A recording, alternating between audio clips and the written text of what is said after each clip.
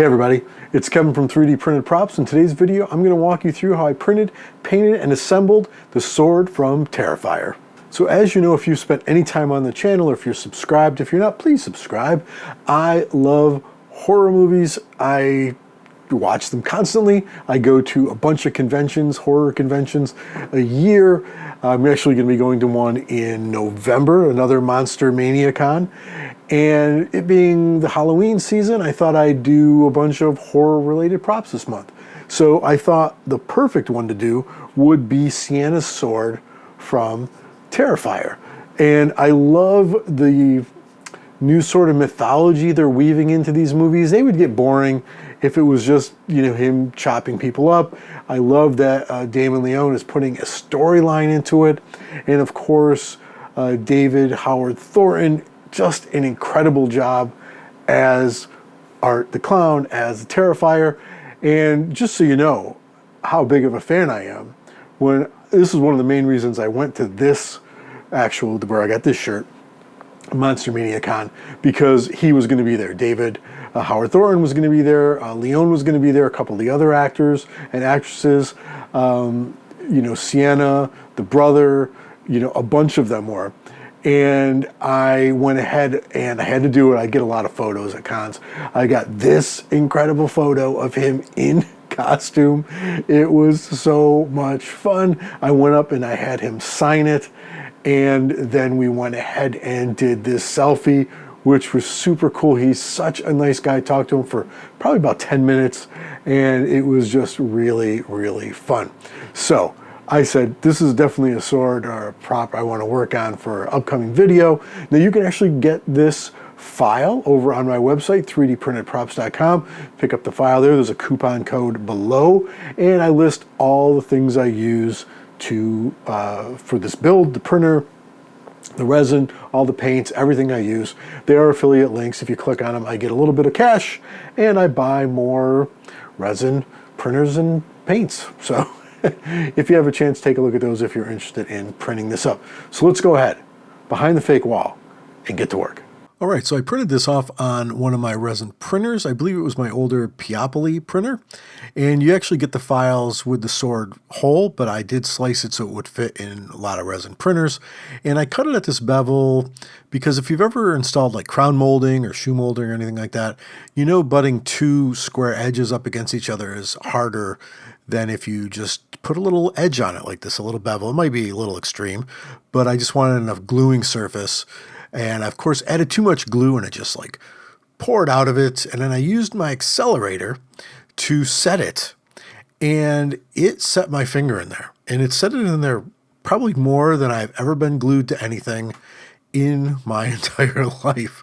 I cannot get my finger off of this. The activator also makes the glue heat up. So it was getting very warm. It was actually quite warm. You know, uncomfortably warm.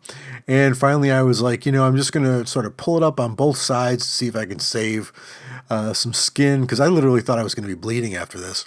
And I was able to sort of shimmy it off and lost a little bit of skin, but it's there with the prop. I think it's fitting for a Terrifier sword. You can see that the resin, of course, looks great, nice and smooth. Of course, we do have support lines we need to take care of, and some little divots here and there. And of course, if you sand a resin print, you're going to see layer lines because it builds it up in layers. So since I want this to be nice and shiny, I'm going to make sure I sand it with like a 220, then 320, then 400. And then I'm going to prime it. But you still see some little marks here. There's some pock marks here and there.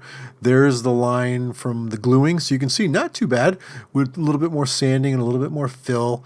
That's going to look pretty sharp. You can see some more pock marks here on the side, due from whatever reason.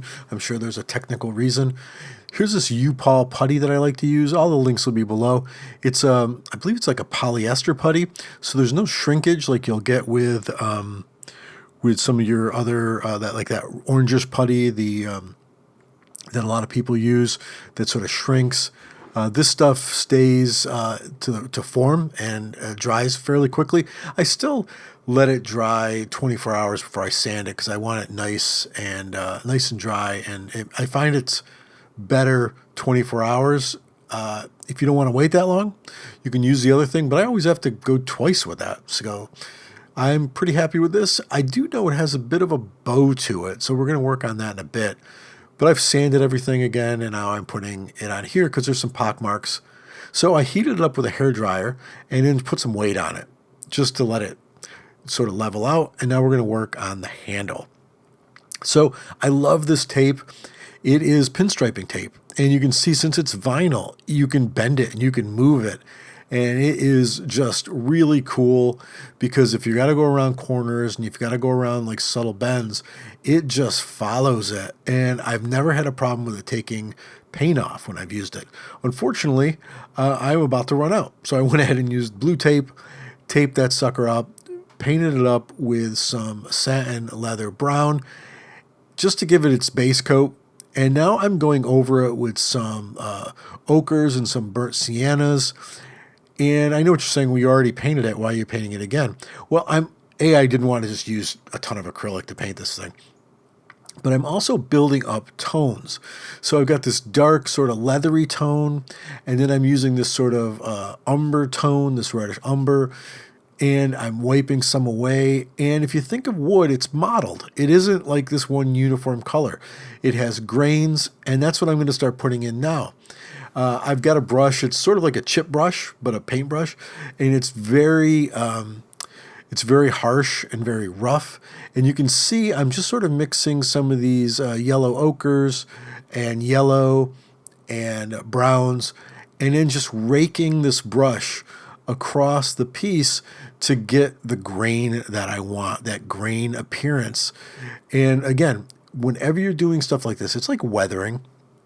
You're building up the tones.